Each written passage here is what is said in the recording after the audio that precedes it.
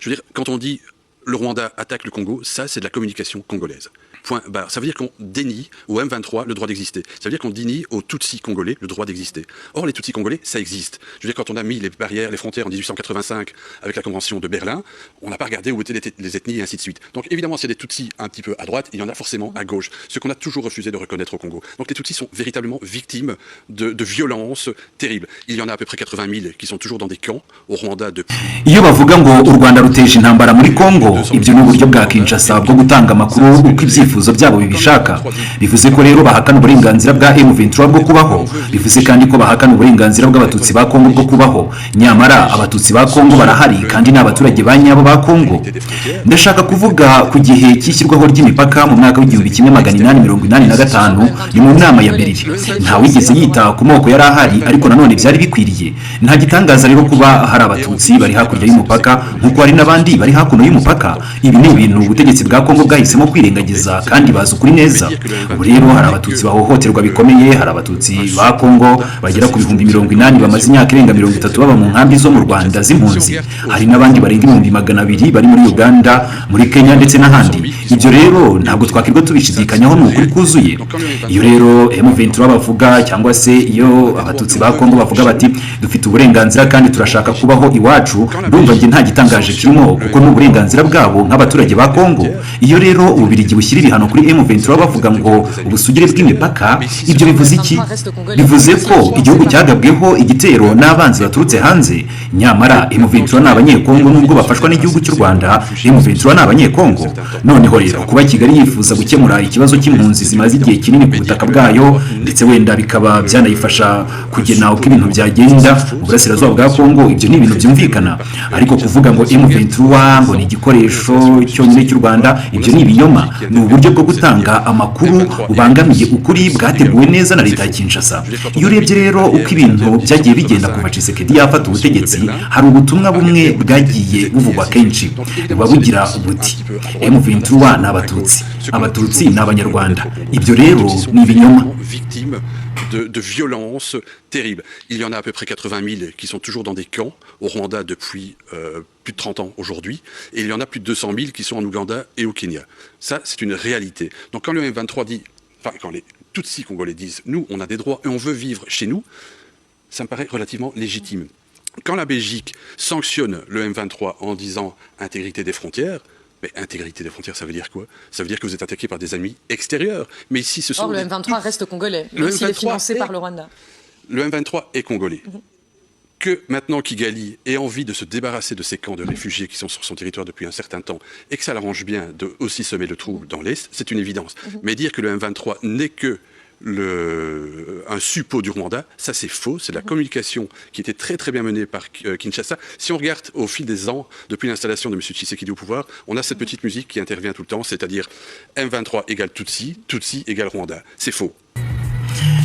Nguko rero uko ibintu byifashe n'abazungu cyangwa se mu burengerazuba bw'isi n'abandi muri rusange bakomeje kugenda barushaho kumenya ukuri. Ni nyuma yuko nyamara hashize igihe kirekire koko nkuko bagiye babigarukaho bavuga ko M23 ari abanyarwanda, M23 ngo n'abanyarwanda bateye baturutse mu gihugu cy'u Rwanda. Tshisekedi n'ubutegetsi bwe bati aho mwateye muturuka tugomba kubatsinda mugasubirayo. Basaba ibiganiro bati ntabwo tuzigera tuganira namwe, inzira nimwe, mugomba kumanika amaboko intwaro hasi mukaza tukabasubiza mu buzima busanzwe, mutabyemera tukabasubiza iyo mwaturutse mu gihugu cy'u Rwanda. Ariko kandi nkuko bikomeje kugenda byumvikana hirya no hino, ukuri gukomeje kugenda kumenyekana. Ubu ni ubutumwa bukomeye cyane rero kuri abo ngabo nyine birirwa bavuga ko M23 ari abanyarwanda. M23 ni umutwe w'u Rwanda ugamije kujya kwiba umutungo kamere. Ukuri rero gukomeje kugenda kumenyekana.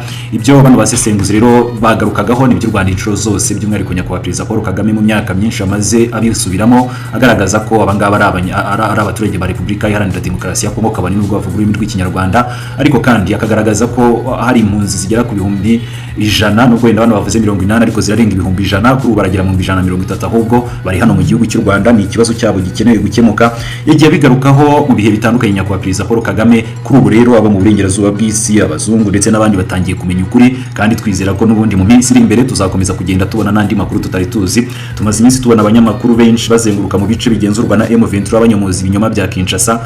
Mu minsi iri imbere tuzabona n'ibindi. Hagati aho ngaho Minisitiri Olivier Nduhungirehe, Minisitiri w'Ububanyi n'Amahanga n'Ubutwererane, yagaragaje ko ambasaderi w'Ubusuwisi yatewe ubwoba n'ubutegetsi bw'i Kinshasa. Byagenze bite? Reka nabyo mbikomozeho ngana ku musozo. Ni Minisitiri w'Ububanyi n'Amahanga n'Ubutwererane Ambasaderi Olivier Nduhungirehe yagaragaje ko ambasaderi w'Ubusuwisi muri Repubulika Iharanira Demokarasi ya Kongo yatewe ubwoba kugira ngo abogame. Ubu butumwa yabutanze ni nyuma y'uko itsinda ry'abambasaderi b'ibihugu bikoresha ururimi rw'igifaransa risabye umutwe witwaje intwaro wa M23 kuva mu bice byose byafashwe n'uwo mutwe ndetse no gusesa ubuyobozi bwose bwashyizweho na M23 ngo hagasubiraho ubuyobozi bwa leta ya Kinshasa yaba bwa gisirikare cyangwa bwa gisivile. Ku munsi w'ejo twabigarutseho i Kinshasa niho habereye iyo nama. Ni muri iyo nama rero basohoye itangazo rwose ngo bahuriyeho bavuga ko M23 bayisaba guhagarika imirwano kuva mu bice. Olivier Nduhungirehe rero asobanuye ko ibyo byose ari ubwoba yatewe n'abi Kinshasa na cyane kariho aherereye.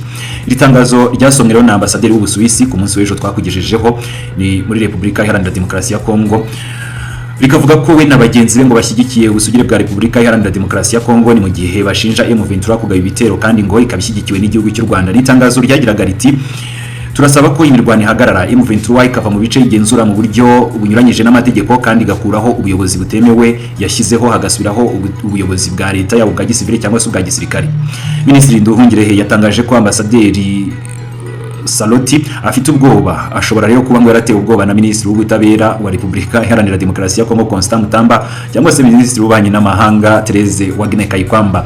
Yagize ati ngiriye impuhwe rwose ambasaderi w'Ubusuwisi, mbona ko afite ubwoba. Ntabwo nzi niba atewe ubwoba na Constant Mutamba cyangwa se Therese Kayikwamba Wagner, ariko rwose yasubiyemo ingingo za guverinoma ya Repubulika Iharanira Demokarasi ya Kongo uko zakabaye nta kintu ahinduyemo. Minisitiri Nduhungirehe kandi yahishuye ko abahagarariye ibinyamakuru mpuzamahanga muri Repubulika Iharanira Demokarasi ya Kongo ngo bahora bamuhamagara bakamubwira ko abagirira ibanga kugira ngo Minisitiri w'itumanaho akaba n'umuvugizi wa guverinoma Patrick Muyaya ndadahita ko kanya bafatira ibihano. Kandi tukibutsa ko mu minsi yashize bimwe mu bitangazamakuru birimo nka Al Jazeera n'ibindi byarafunzwe bizira gusa ngo kuba byakoze inkuru igerageza cyangwa se yavuga kuri ku rugamba. Ni mu gihe Kinshasa ishaka kiteka bavuga ibinyoma, muvuge ko u Rwanda rwateye, muvuge ibi nibi. Iyo rero uramutse uhushije gato ukajya mu murongo Kinshasa idashaka, ako kanya ibinyamakuru byawe cyangwa se inyamakuru cyawe kigomba guhita gifungwa. Aha rero Olivier Nduhungirehe yavugaga ko ari abanyamakuru benshi bamuhamagara ariko kandi bakamusaba ko yagira ibanga rikomeye cyane kugira ngo badahita babirukana cyangwa se bakabafungira. Guverinoma y'u Rwanda yo igaragaza ko amahanga akomeje kubogamira kuri leta ya Repubulika Iharanira Demokarasi ya Kongo kubera inyungu afite mu bucukuzi bw'amabuye y'agaciro y'i Kinshasa, aho rero kwita ku mpamvu muzi y'umutekano muke mu burasirazuba bwa Repubulika Iharanira Demokarasi ya Kongo. Ariko kandi nk'uko watangiye bikurikira kuri ubu amahanga agiye kumenya ukuri. Bamwe mu basesenguzi n'abanyamakuru mpuzamahanga bakomeje kugenda bagaragaza impamvu muzi y'ikibazo cyo mu burasirazuba bwa Repubulika Iharanira Demokarasi ya Kongo. Dukomereje kuri iyi nkuru, kimwe rero mu bihugu byatunzwe urutoki n'Ububiligi bwashinjwe gusaba ibihugu birimo ibyo mu muryango w'ubumwe bw'Uburayi EU gufatira u Rwanda ibihano na M23. Bashinja u Rwanda rero na M23 ngo guhungabanya umutekano mu burasirazuba bwa Repubulika Iharanira Demokarasi ya Kongo. Guverinoma y'u Rwanda tariki ya 17 Werurwe yacanye umubano n'Ububiligi kubera rero imyitwarire igamije guhungabanya iterambere ryarwo. Yashimangiye ko nta ruhare u Rwanda rufite mu mutekano muke wo muri RDC. Umuyobozi w'urubuga nshingwanama rw'inararibonye Tito Rutaremara tariki ya 19 Werurwe yatangaje ubutumwa busabira u Rwanda ibihano Ububiligi bwagejeje mu bihugu bitandukanye bwanditswe na guverinoma ya Repubulika Iharanira Demokarasi ya Kongo. Ahubwo rero turaza kugaruka ku bijyanye n'ubwo butumwa tuze kubageza mu nkuru zacu zitaha. Ariko kandi ngire ngo batangiye kwibonera rwose agace k'amashusho kagaragaza ukuri kose abazungu bagomba kumenya ndetse n'abo ngabo bakomeje kugenda bafata ibihano.